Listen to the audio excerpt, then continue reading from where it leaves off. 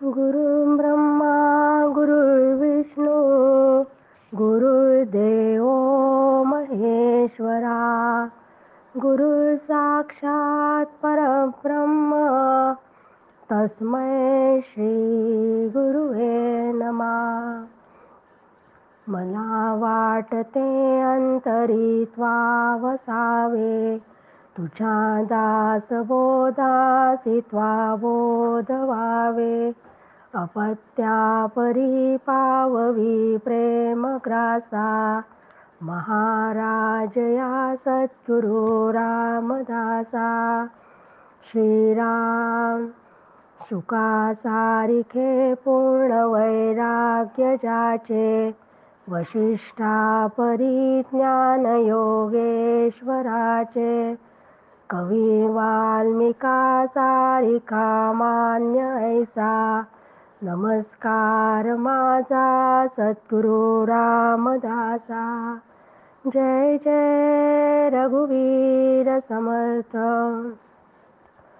सद्गुरु Pralhad Maharaj, doctor काका व आदरणीय मंदाताईंना नमस्कार करते. जयश्री ताईंनाही नमस्कार करते. दासबोध अभ्यास वर्गासाठी जमलेल्या तुम्हा सर्व श्रोत्यांना वंदन करते.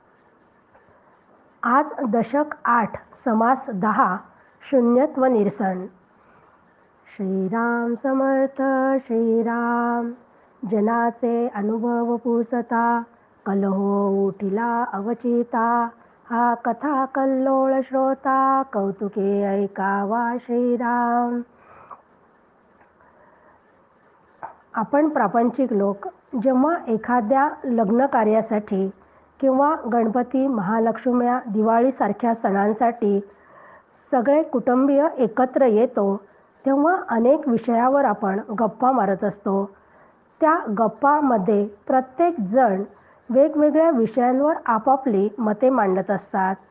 तसेच या समासात समर्थांनी परमार्थाच्या संदर्भातले प्रश्न विचारले असता सामान्य प्रापंचिक माणसे परमार्थाबद्दल आपापली वेगवेगळी मते व्यक्त करतात. ती मते या समर्थांनी पहिल्या 41 ओव्यांमध्ये सांगितली आहे. गाण्यामध्ये जशी प्रत्येक कडव्याची सुरुवात ध्रुवपदाने होते त्याप्रमाणे समर्थांनी प्रत्येक ओवीची सुरुवात एक म्हणती या पालुपदाने केली आहे. समर्थांच्या लिखाणाची कल्पकता व अफाट निरीक्षण करण्याची त्यांची दृष्टी पाहून मन एकदम थक्क होऊन जाते. एक म्हणती हा संसारू करिता पाविजे पैल पारू. आपला नव्हे की जो जारू जीव देवाचे श्रीराम. एक म्हणती हे नघडे लोभ येऊन अंगी जडे. पोटस्थे करणे घडे सेवा कुटुंबाची श्रीराम. एक म्हणती स्वभावे संसार करावा सुखे नावे. काही दान पुण्य करावे सद्गती कारणे श्रीराम. की काही प्रापंचिक लोकांना असं वाटते की आपापला संसार करत असताना या संसारातून तरुण जाण्यासाठी काही ईश्वर सेवा करायची. कारण सर्व जीव देवाचे अंश असल्याने संसार करण्याचे ओझे आपल्यावर नाहीच. कारण कुटुंब सेवा करणं हीच ईश्वर सेवा आहे असं त्यांना वाटते. पण प्रत्यक्षात लोभामुळे आणि चरितार्थासाठी कुटुंबाची सेवा केली जाते म्हणून हे म्हणणे काही योग्य वाटत नाही. तर काही जणांना असं वाटते की सुखाने संसार करीत असताना जर सद्गती मिळवायची असेल तर संसाराचा एक भाग म्हणून यथाशक्ती काही दान करावे आणि दान देऊन पुण्य जोडावे म्हणजे हा संसार तरून जाता येईल. एक म्हणती संसार खोटा वैराग्य घ्यावा देशवटा. येणे स्वर्गलोकीच्या वाटा मोकळ्या होती श्रीराम. एक म्हणती कोठे जावे व्यर्थची कासया हिंडावे. आपुले आश्रमी असावे आश्रमधर्म करुणी श्रीराम. एक म्हणती कैसा धर्म अवघा होत असे अधर्म. ये संसारी नाना कर्म करणे लागे श्रीराम. एक म्हणती बहुता परी, वासना असावी बरी, येणे जी तारिजे संसारी, अनायासे श्रीराम. परंतु नीट विचार केला तर लक्षात येते की संसार हा माईक आहे. म्हणून संन्यास घेऊन कुठेतरी दूरदेशी गेले म्हणजे स्वर्गाची प्राप्ती होते आणि वाट सापडते. पण संसार हा माईक असल्यामुळे अंगी वैराग्य बांधल्याशिवाय संन्याससुद्धा घेता येत नाही. म्हणून संन्यास घेऊन संसारापासून जर दूर गेलं तर स्वर्गाची प्राप्ती होईल असं इतर काही लोकांना वाटते. कारण प्रापंचिक जीवनामध्ये 4 प्रकारचे आश्रम सांगितलेले आहेत की एक गृहस्थाश्रम, ब्रह्मचारी आश्रम, वानप्रस्थाश्रम आणि संन्यासाश्रम. त्यामुळे त्या आश्रमांचे नियम पाळून प्रापंचिकांनी जीवन जगावे असे काहींचे मत आहे. तर काहींना वाटते की या आश्रमादी सांगणाऱ्या धर्मात काहीच अर्थ नाही. कारण सगळीकडे तर अधर्माचेच राज्य पसरलेले आपल्याला दिसते. शिवाय या संसारामध्ये माणसाला सतत कर्म करत राहावे लागते. कारण कर्माशिवाय क्षणभरही माणूस राहू शकत नाही. म्हणून प्रत्येक जीवामात्रावर प्रेम करून प्रत्येकासाठी काहीतरी चांगले करण्याची इच्छा मनात धरून कर्म करीत राहावे. त्यानेच हा भवसागर तरून जाता येतो असे काहींचे मत आहे. एक म्हणती कारण भाव, भावेची पाविजे देव, ये रे अवघेची वाव, कथा गोवी श्रीराम. एक म्हणती वडिले जीवी, अवघी देवची मानावी, माय बापे पूजित जावी, एका भावे श्रीराम. एक म्हणती देव ब्राह्मण, त्यांचे करावे पूजन, माये बाप नारायण, विश्वजनाचा श्रीराम. तर काही जणांना असं वाटते की या जन्मामध्ये जर सद्गती प्राप्त करायची असेल तर तिथं फक्त भावाचीच गरज आहे. कारण देव भावाचा भुकेला आहे. त्यामुळे त्या भाव जर तिथं असेल तर त्यानेच आपल्याला देव प्राप्त होणार आहे. तर ते म्हणतात हे सगळं निरर्थक आहे. केवळ आपल्या घरातल्या वडीलधारी मंडळी, आपले आईवडील म्हणजे माता पिता यांनाच देव म्हणून त्यांची भावाने पूजा करण्यातच जीवाचे कल्याण आहे असं काहींना वाटते. तर काही म्हणतात की सगळ्यात श्रेष्ठ देव आणि ब्राह्मण आहे असं म्हटलं जाते. म्हणून देव आणि ब्राह्मण यांचेच पूजन करावे. कारण त्यांचे पूजन, त्यांची सेवा केली तर तीच नारायणाची सेवा होते. कारण तोच विश्वाचा जनिता व पोशिंदा असल्याने देव ब्राह्मणांचीच पूजा करावी. एक म्हणती शास्त्रे पहावे, ते निरूपिले देवे, तेने प्रमाणेची जावे, परलोकासी श्रीराम. एक म्हणती अहो जना, शास्त्र पाहता पुरवेना, या कारणे साधू जना, शरण जावे श्रीराम. एक म्हणती सांडा गोठी, वायांची करिता चावटी, सर्वास कारण पोटी, भूतदया सावी श्रीराम. की कोणाला असं वाटते की वेदांची निर्मिती ईश्वराने केलेली आहे. त्यामुळे ईश्वराने सांगितलेल्या वेदशास्त्रांचा अभ्यास करून त्याप्रमाणे आचरण करून परलोकाची प्राप्ती करावी. पण शास्त्राचा पसारा तर हा खूप मोठा आहे. कारण 6 वेद आहे, 4 वेद आहे, 6 शास्त्र आहे, 18 पुराणं आहेत.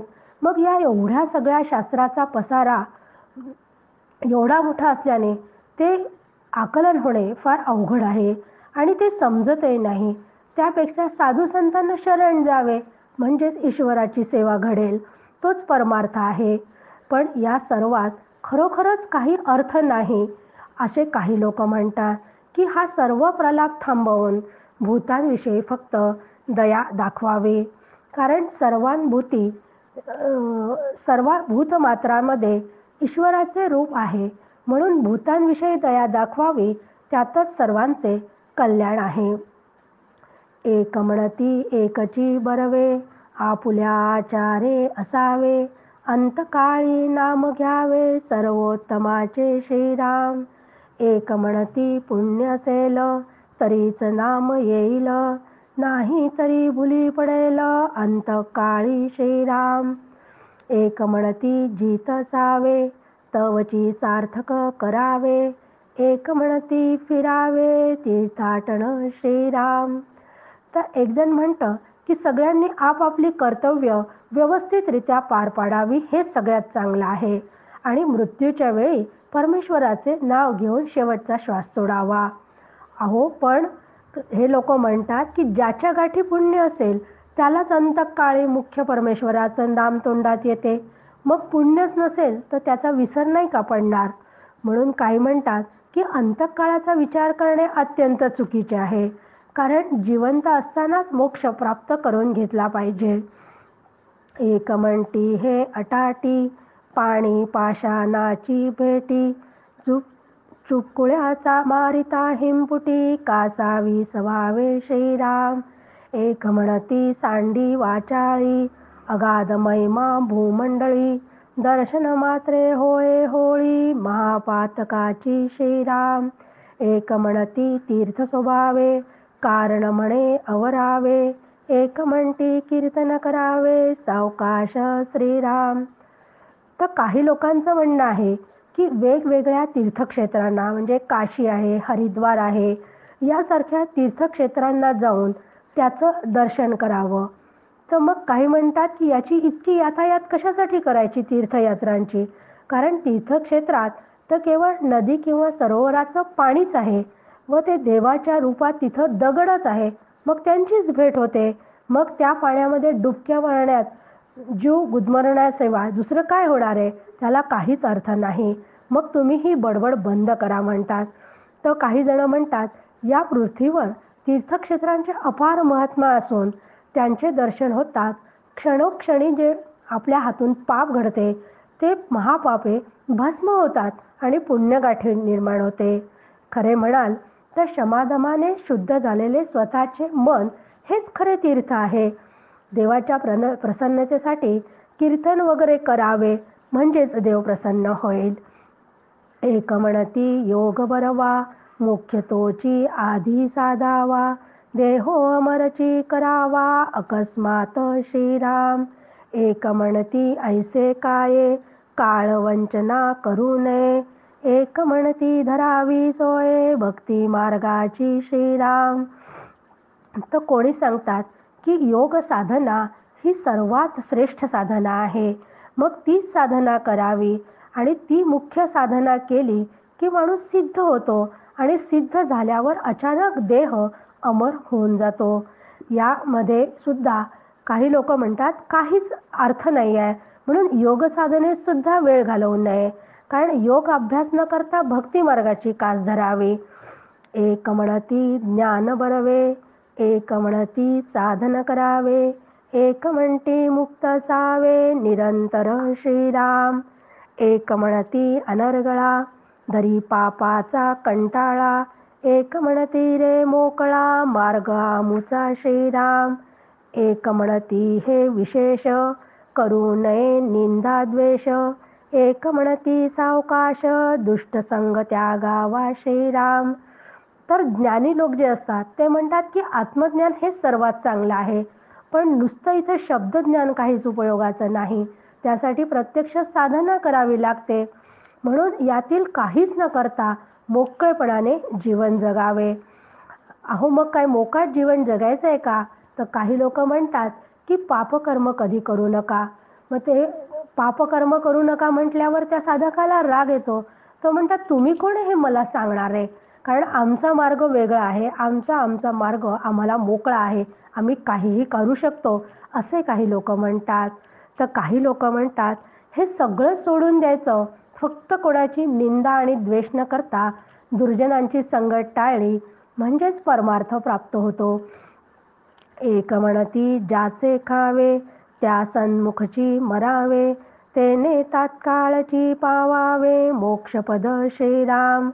तर एक जण म्हणतो की ज्याचं आपण मीठ म्हणजे खाल्ल्या अन्नाला जागावे असं आपण म्हणतो, तसंच इथं ते म्हणतात की आम्हाला असे वाटते की देवाचे व धन्याचे अन्न आम्ही खातो म्हणून त्याच्या समोरच आपल्याला मरण आले म्हणजेच जीवाला मोक्ष मिळेल. एक म्हणती सांडा गोठी आधी पाहिजे ते रोटी, मग करावी चावटी सावकाश श्रीराम, एक म्हणती पाऊस असावा, मग सकळ योग बरवा, कारण दुष्काळ न पडावा, म्हणजे बरे श्रीराम. तर काही लोक म्हणतात की देवाने जरी अन्न निर्माण केलेलं असलं, कारण अन्नाशिवायचं जीवन शक्यच नाही आहे, म्हणून मग दुष्काळ पडायला नको, म्हणून पाऊस पडला म्हणजे सगळं काही ठीक होते. तर कोणी म्हणतात की एक म्हणती तपोनिधी, होती ओळती सकळ सिद्धी, एक म्हणती रे आधी इंद्रपद साधावे श्रीराम, एक म्हणती आगम पहावा, वेताळ प्रसन्न करून घ्यावा, तेने पाविजे देवा स्वर्गलोकी श्रीराम. तर कोणी असं म्हणतं की घोर तपश्चर्या केली की तपश्चर्या करावी आणि सिद्धी प्राप्त कराव्या, म्हणजे मग इंद्रासारखं पद प्राप्त होते, कारण इंद्रपदाचे फार महत्त्व आहे. तर कोणी म्हणतात की तंत्रमार्गाने जाऊन वेताळ प्रसन्न करून घ्यावा आणि त्यांच्या मदतीने स्वर्गात देवपद मिळवावे. तर कोणी म्हणतात की अघोर मंत्र प्राप्त करावे, म्हणजे अघोर मंत्राच्या अनुष्ठानाने लक्ष्मीला प्रसन्न करून स्वावलंबी जीवन जगावे, कारण ती लक्ष्मी सगळ्यांच्या आश्रयाने राहते, सर्व धर्म ती जाणते, तिच्या आश्रयाने सर्व धर्म काम करत असतात. पण तिचा मत चढला तर क्रियाभ्रष्ट माणूस होतो. आपल्याला माहिती आहे की लक्ष्मी चंचल आहे, कारण ती जर खूप गैरमार्गाने आली तर ती अधपतनच करते जीवाचं. म्हणून ती लागले सर्व धर्म तेथे कैसे क्रियाकर्म, एक म्हणती कुकर्म तिच्यामध्ये श्रीराम, की कुकर्म तिच्यामुळे म्हणजे अपराध तिच्यामुळेच घडू शकतात, कारण ती जर गैरमार्गाने आली असेल तर गैरमार्गानेच तिचा वापर केला जातो. म्हणून श्रीसूक्तात सुद्धा म्हटलं आहे की वाईट मार्गाने आलेली संपत्ती कधीही मिळवू नये.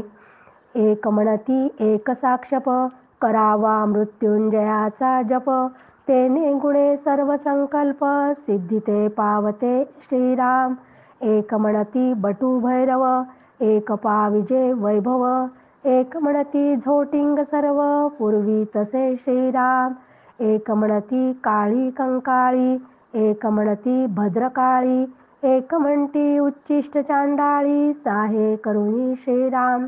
तर कोणी म्हणतात की केवळ मृत्युंजयाचा जप केल्यामुळे इच्छा सगळ्या पूर्ण होतात.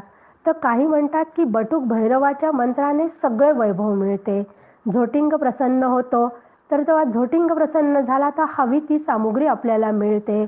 आणि अनेक प्रकारच्या अघोरी विद्या जर संपादन केल्या तर काली कंकाळी भद्राकाळी किंवा खाणाऱ्या चांडाळीचे साह्य घ्यावे, त्यामुळे ईश्वर पावतो. एक म्हणती विघ्नहर, एक म्हणती भोळा शंकर, एक म्हणती सत्वर, पावे भगवती श्रीराम. तर कोणी म्हणतं की गणेशाची उपासना करावी, शंकराची उपासना करावी, कारण शंकर तर अगदी भोळा आहे, त्यामुळे तो लवकर प्रसन्न होतो, किंवा भगवतीची उपासना सुद्धा सांगितलेली आहे, त्यामुळे देव लवकर प्रसन्न होतो. एक म्हणती मल्हारी, सत्वराची सभाग्य करी, एक म्हणती महाबरी, भक्ती व्यंकटेशाची श्रीराम. तर ज्यांचा मल्हारी मार्तंडावर विश्वास असतो तेव्हा ते म्हणतात की मल्हारीची उपासनेने भाग्य लवकर उदयाला येते. तर तिरुपतीच्या व्यंकटेशाची उपासना सगळ्यात चांगली आहे असं काही लोकांचे म्हणणे आहे. एक म्हणती पूर्व ठेवा, एक म्हणती प्रयत्न करावा, एक म्हणती भार घालावा, देवाचवरी श्रीराम, एक म्हणती देव कैसा, अंतची पाहतो भल्यांचा, एक म्हणती हा युगाचा युगधर्म श्रीराम, एक आश्चर्य मानिती, एक विस्मयो करीती, एक कंटाळून म्हणती, काय होईल ते पहावे श्रीराम. की काही जण म्हणतात की पूर्वसुकृताशिवाय दुसरं काहीच होत नाही, म्हणून पूर्वसुकृत असेल आणि अखंड प्रयत्न असतील तरच ईश्वर पावतो. तर तिसरा म्हणतो की सगळा भार जर देवावर घालावा, तर कोणी म्हणतात देवाच्या घरी न्यायच नाही, जो सज्जनांचा अतिशय छळ करतो. कलियुगात हे असेच व्हायचे आहे, असे दुसरे कोणीतरी त्याचं स्पष्टीकरण करतं. म्हणजे कोणालाच ऐकूनच देव एकूणच देव व जग यांचे फार आश्चर्य वाटते. कारण दुसऱ्यांदा त्यांची नवलाई चकित होते. तिसरे वैतागून म्हणतात, जाऊ द्या सगळं, जे होईल ते होईल, पाहता येईल काय होईल ते. अशी सगळ्यांची मतांतरे समर्थांनी आपल्याला 40व्या ओळीपर्यंत सांगितली. ऐसे प्रापंचिक जन लक्षणे सांगता घन, परंतु काही एक चिन्ह अल्पमात्र बोलिले श्रीराम. की प्रापंचकांच्या अज्ञानी लोकांची ही मतांतरे कितीही सांगितली तर ती संपणारच नाही. म्हणून मी तुम्हाला इथे थोडक्यात सांगण्याचा प्रयत्न केला आहे. आता असो हा स्वभाव, ज्ञाताचा कैसा अनुभव, तेही सांगिजेल सर्व, सावध ऐका श्रीराम. की म्हणून आता मी अज्ञानी हे असेच असणार आहे, त्यांचं कधीच एकमत होणार नाही. पण अज्ञानांचं तर तसं आहेच, पण ज्या शास्त्रांचा अभ्यास केलेले लोक आहेत त्या पण शास्त्र जाणणाऱ्यांच्या मध्ये सुद्धा अनेक प्रकारची मतांतरे आहेत. आणि ती शास्त्रामध्ये सुद्धा कशी मतांतरे आहेत याचं वर्णन आता समर्थ 42 पासून 61व्या ओळीपर्यंत आपल्याला सांगणार आहे. एक म्हणती करावी भक्ती, श्रीहरी देईल सद्गती, एक म्हणती ब्रह्मप्राप्ती, कर्मेची होय श्रीराम. की कोणी लोक असं म्हणतात की श्रीहरीची भक्ती केली तर तोच मुक्ती देईल, तर दुसरा म्हणतो वेदनुसारी कर्म जर तुम्ही निष्कामपणे केलं तरच ब्रह्मज्ञान प्राप्त होते. म्हणजे अशी शास्त्रामध्ये सुद्धा कशी विविधता आणि मतांतरे आहे हे सांगायला समर्थांनी सुरुवात केली. एक म्हणती भोग सुटेना, जन्म मरण हे तुटेना, एक म्हणती उर्मी नाना, अज्ञानाच्या श्रीराम. की जन्मोजन्मीच्या पाप पुण्यामुळे येणाऱ्या सुखदुःखांच्या भोगाचे चक्र अनिवार्य असल्याने जन्म मरणातून सुटका होणे कदापिही शक्य नाही. म्हणून शोक मोह तहान भूक जरा मरण या सगळ्या अज्ञानाच्या उर्मी आहेत आणि त्या अटळपणे उठतच राहणार आहे. एक म्हणती सर्व ब्रह्म, तेथे कैसे क्रियाकर्म, एक म्हणती हा धर्म, बोलोची नये श्रीराम. एक म्हणती सर्व नासे, उरले तेची ब्रह्मसे, एक म्हणती ऐसे नसे, समाधान श्रीराम. सर्व ब्रह्म केवळ ब्रह्म, दोन्ही पूर्व पक्षाचे भ्रम, अनुभवाचे वेगळे वर्म, म्हणती एक श्रीराम. एक म्हणती हे न घडे, अनुर्वाच्य वस्तू घडे, जे बोलता मौन पडे, वेदशास्त्राची श्रीराम. की काही जाणकारांचे मत असे आहे की या जगतातील दृश्य व अदृश्य पदार्थ सगळे ब्रह्मरूपच आहे. एका ब्रह्माशिवाय दुसरं काहीच नाही. म्हणजे सर्व खल्विदम ब्रह्म असं उपनिषद एका वाक्यात सांगते आहे. कारण ब्रह्म निष्क्रिय आहे, त्यामुळे त्यात कुठलेच क्रियाकर्म संभवतच नाही. म्हणून हा विचार धर्माला बुडवणारा असल्याने त्याचा विचारही करू नये असं त्यांचं म्हणणं आहे. तर काहींचे म्हणणे असे आहे की सर्व दृश्य जगताचा नाश होतो, त्यामुळे संपूर्ण सृष्टीचा नाश झाल्यानंतर जे उरते तेच फक्त ब्रह्मच आहे. परंतु जगताचा नाश होतो म्हटल्यानंतर या विचारानेच सामान्य प्रापंचिक माणसाचे चालू जीवनाची घडी बिघडून सामान्यांचे समाधान बिघडण्याची दाट शक्यता असते. त्यामुळे सर्व ब्रह्म आणि केवळ ब्रह्म या दोन्ही कल्पना पूर्व पक्षाच्या भ्रमामुळे मांडल्या. कारण ब्रह्मानुभवाचे रहस्य काही वेगळेच आहे. कारण आतापर्यंत आपण बऱ्याच वेळा अभ्यास केला की ब्रह्म अनुभव शब्दात व्यक्त करता येत नाही. कारण या ब्रह्मासंबंधी हे असे आहे असं बोलताच येत नाही. मग ब्रह्म शब्दात व्यक्तच करता येत नाही म्हणून तर त्याला अनुर्वाच्य म्हणतात. मग ते स्वसंवेद्य असल्यामुळे त्याला कशानेही जाणता येत नाही, म्हणून वेदही त्याचे वर्णन करू शकत नाही. तव श्रोता अनुवादला, म्हणे निश्चय कोण केला, सिद्धांत मते अनुभवाला, उरी कैसी श्रीराम. की उत्तर मीमांसा शास्त्र सांगते की अनुभव घेणाऱ्याला अनुभव घेतला असं सांगताच येत नाही, असं पूर्वापारपासून सांगितले जाते. म्हणून आता त्याला कोण काय करणार आहे? कारण अनुभव देही वेगाळले हे पूर्वीच बोलिले, आता काही एक केले नवे चिकी श्रीराम. की म्हणून आता त्याबद्दल आपण काहीच बोलायचं नाही, कारण अनुभव आलेला शब्दामध्ये व्यक्त होता सांगता येत नाही. म्हणून सर्व ब्रह्मसुद्धा किंवा केवळ ब्रह्मसुद्धा जे शास्त्र सांगणारे आहेत त्यांचं मत इतरांना पटलेलं नाही आहे. इथे एक साक्षत्वे वर्तती साक्षी वेगळाची म्हणती, आपण द्रष्ट्या ऐसी स्थिती स्वानुभवाची श्रीराम. दृश्यापासून द्रष्टा वेगळा ऐसी अलिप्तपणाची कळा, आपण साक्षत्वे निराळा स्वानुभवे श्रीराम.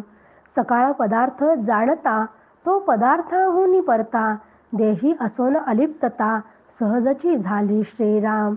एक ऐसे स्वानुभवे म्हणती साक्षत्वे वर्तावे, दृश्य असोनी वेगळे व्हावे द्रष्टपणे श्रीराम. तर कोणी शास्त्रकार म्हणतात की जागृती, स्वप्न, सुषुप्ती व तुर्या या अवस्थांचं साक्षीत्व करणाऱ्यास आत्म्याला साक्षी म्हणतात. म्हणजे तोच खरा आहे. साक्षी अवस्थेत सतत आत्म्याच्या अनुसंधानात राहून दृश्य जगताकडे अलिप्तपणाने पाहतात. त्या दृष्टीमागील द्रष्ट्या म्हणजे आत्मा मी आहे असा अनुभव सांगतात. मग जे जे पदार्थ जाणले जातात त्याहून ब्रह्म वेगळे आहे, म्हणजे त्याही ते पलीकडे आहे. म्हणून साक्षी भावातही वृत्ती आहेच.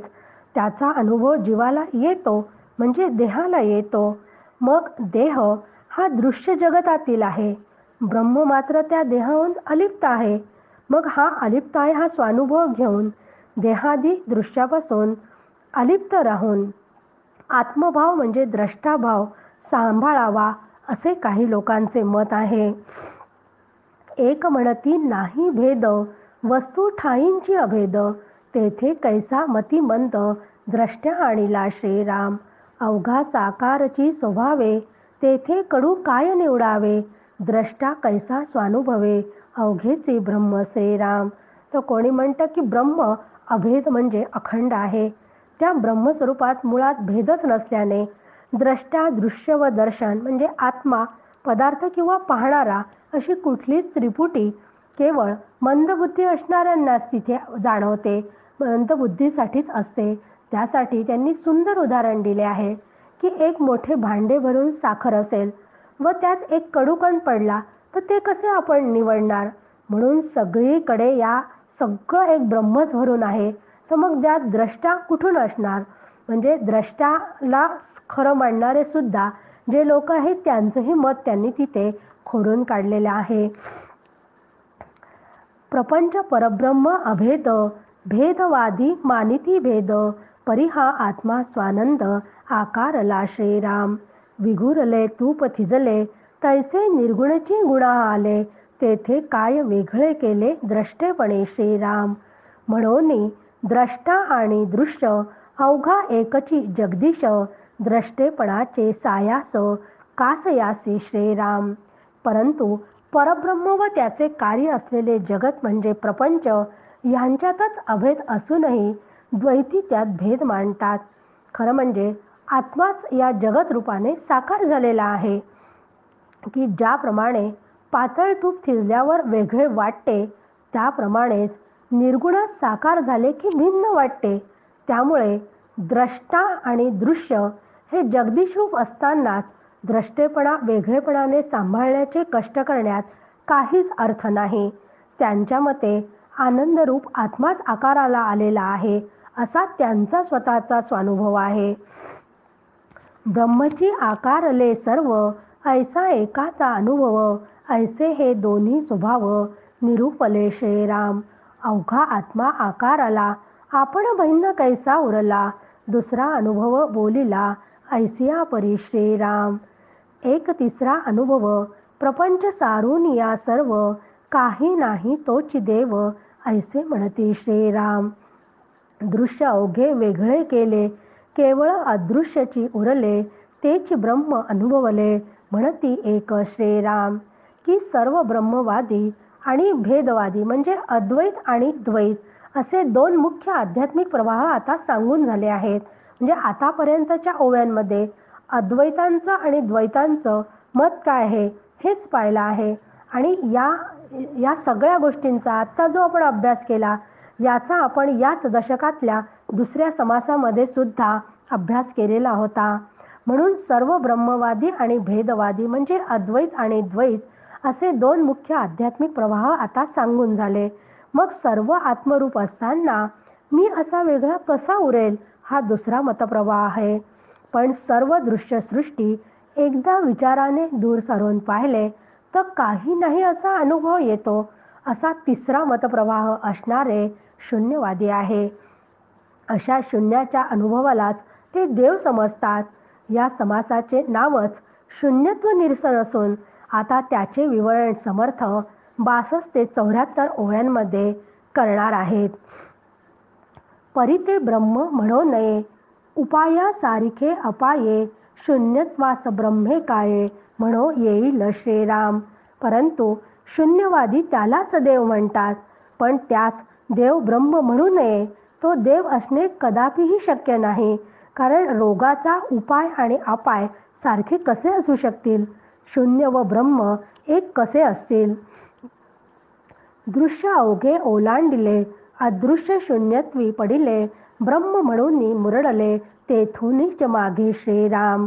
की ध्यानाच्या प्रक्रियेमध्ये स्थूल सूक्ष्म कारण व महाकारण देहाचा निराश होऊन काही नाही असा शून्याचा अनुभव येतो. किंवा विचाराने पंचमहाभूतांच्या स्थूलापासून म्हणजे पृथ्वीपासून तर सूक्ष्मापर्यंत म्हणजे आकाशापर्यंत एक एक तत्वांचा निराश केल्यानंतर काही नाही अशी अवस्था येते. तिला शून्य अवस्था म्हणतात. अशा स्थितीमध्ये जग व देह या संबंधी असलेले सर्व सुखदुःखांचा देखील विचारांनी लय झालेला असतो व त्यामुळे तेथे एक प्रकारची शांती मिळते. त्यामुळे ते शून्य हेच ब्रह्म समजून शून्यवादी तेथूनच मागे फिरतात व पुन्हा देहावर येतात. इकडे दृश्य तिकडे देव मध्ये शून्यत्वाचा ठाव तया संबंध बुद्धिस्तव प्राणी ब्रह्म म्हणे. ही ओवी अत्यंत महत्त्वाची आहे, कारण शून्याच्या अलीकडचा म्हणजे अलीकडे जाणीवेचे दृश्य जग आहे. म्हणजे दृश्य जगताचा सर्व पसारा ज्ञानेंद्रिय व अंतःकरण यांना कळण्यासारखा असल्यामुळे त्याला दृश्य म्हणतात. आणि हे दृश्य म्हणजे शून्याच्या अलीकडचे आहे. आणि शून्याच्या पलीकडे म्हणजे न कळण्यासारखे आत्मा व देव असतो. अशा अलीकडे दृश्य व पलीकडे देव यांच्यामध्ये शून्य अनुभवाला येते. येथे साधक फसण्याची जास्त शक्यता असते, कारण साधक मंदबुद्धीचा असेल म्हणजे विचारांनी, तर शास्त्रकृपा व गुरुकृपा नसलेला असेल तर तो शून्यालाच ब्रह्म समजतो. पण या शून्याला प्रकाशित करणारा, शून्याचा अनुभव देणारा एक शून्याहून वेगळा कोणी असला पाहिजे हे त्याच्या लक्षातच येत नाही. खरं म्हणजे या शून्याचा अनुभव आत्म्याच्या प्रकाशात आलेला असतो व तो आत्मा हेच माझे खरे स्वरूप आहे. रायास नाही ओळखिले सेवकास रावसे कल्पिले परिते अवघे व्यर्थ गेले राजा देखता श्रीराम. इथं सुंदर दृष्टांत समर्थांनी दिला आहे की एखाद्या व्यक्तीने त्या गावच्या राजाला पाहिलेले नसेल, तेव्हा त्या गावात गेल्यावर त्याच्या समोर राजाचा एखादा सेवक येतो आणि याला वाटते की त्या सेवकालाच हा राजा समजतो. पण खरा राजा कोण आहे हे त्याला एकदा समजले की सेवकाचे राजेपण नष्ट होते. तैसे शून्यत्व कल्पिले ब्रह्म पुढे देखता परब्रह्म शून्यत्वाचा अवघा भ्रम तुटून गेला श्रीराम.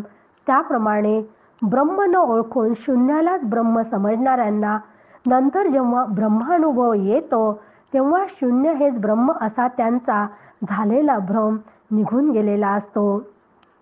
परी हा सूक्ष्म आडताळा वारी विवेके वेगळा जैसे दुग्ध घेऊन जळा राजहंस सांडी श्रीराम. पण असा शून्य हेच ब्रह्म हा भ्रम निघून जाण्यासाठी मात्र विवेक असायला हवा, कारण विवेकाशिवाय हे कदापिही लक्षात येणे शक्य नाही. त्याच्यासाठी त्यांनी दृष्टांत दिला आहे की पाणी वगळून दूध चोचीने ओढण्याची कला फक्त राजहंसाकडे असते. त्याप्रमाणे या शून्याचा सूक्ष्म अडथळा दूर करण्याचे कसब केवळ शास्त्र अभ्यास करणाऱ्या विवेक संपन्न बुद्धी असलेल्या साधकांजवळच असतो. आधी दृश्य सोडिले, मग शून्यत्व ओलांडिले, मूळ माये परते देखिले, परब्रह्म श्रीराम.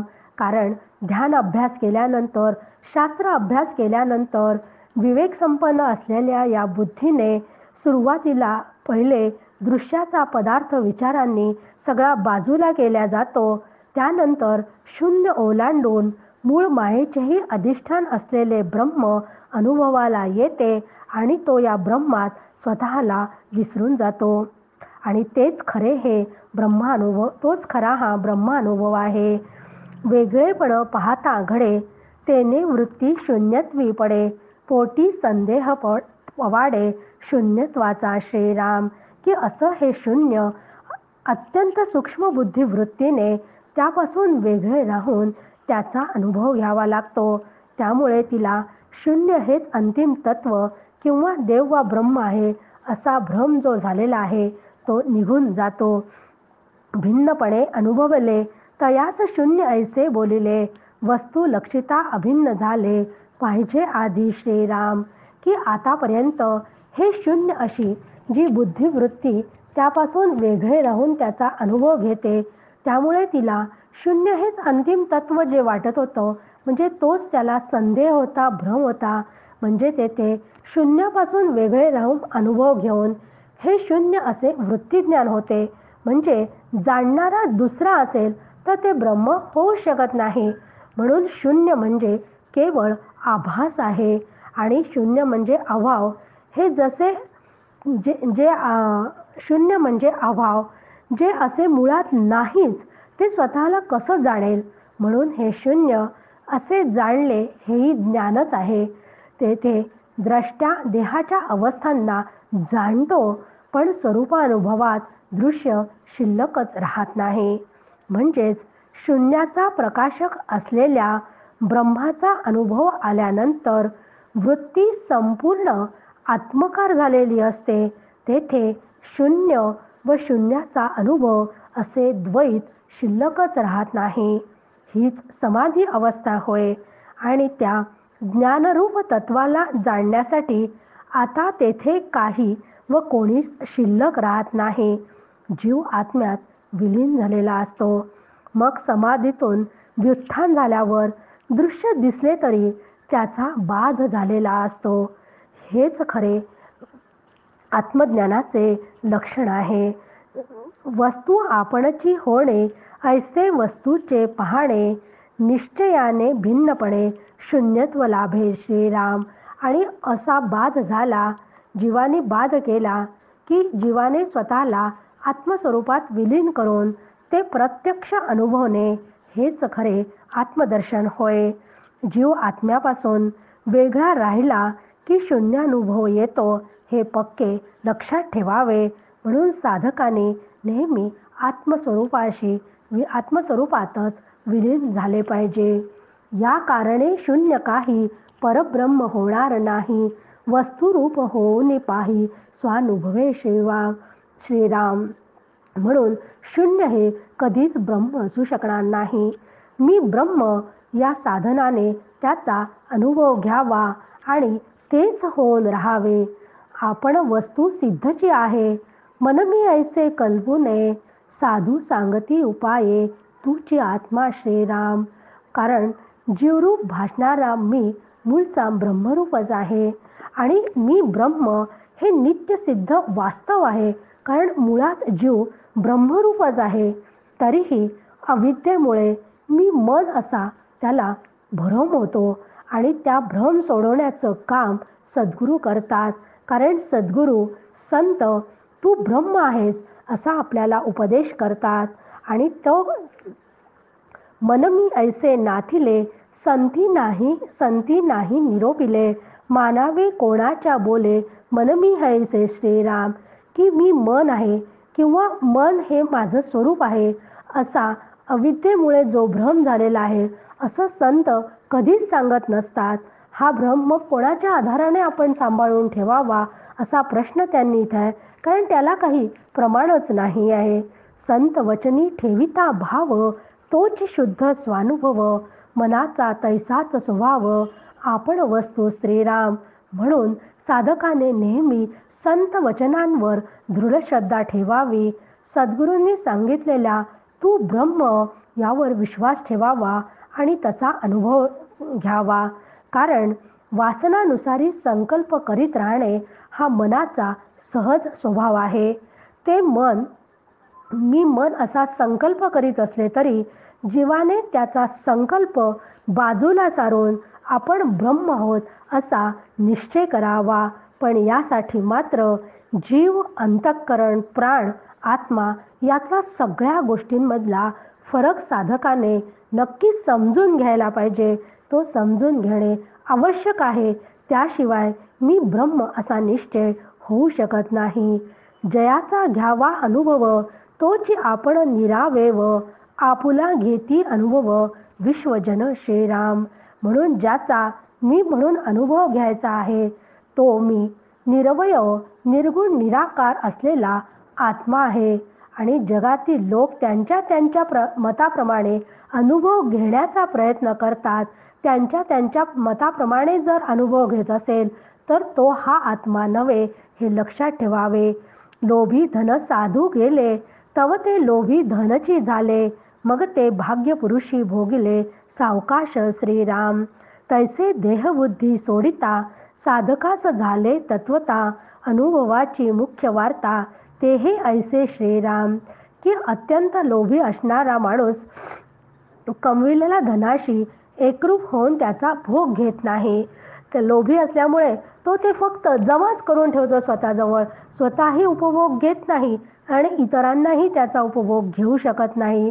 मग तो लोभी मेल्यानंतर त्याचे काही भाग्यवान जे वारस असतात तेच त्याचा फायदा घेतात, म्हणजे तेच त्या संपत्तीचा भोग भोगतात. त्याप्रमाणे देहासक्त माणूस आत्मभोग कधीच घेऊ शकत नाही. देहासक्ती सुटल्याशिवाय आत्मसुखाचा भोग घडतच नाही.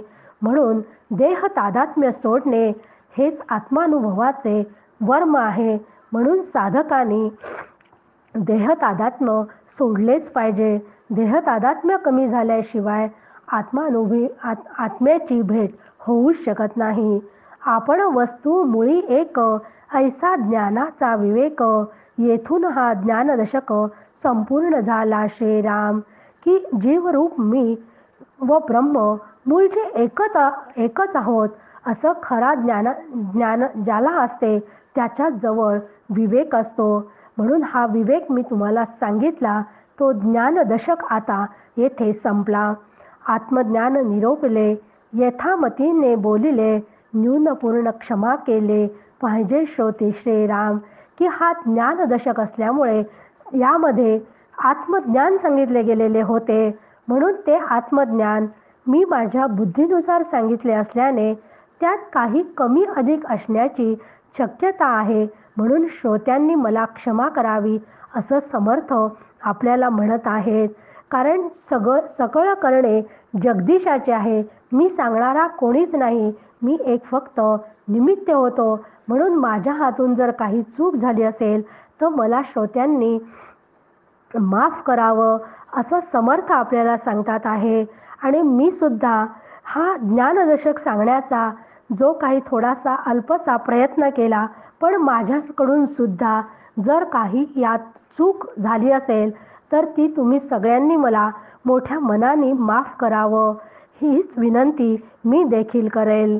जय जय रघुवीर समर्थ.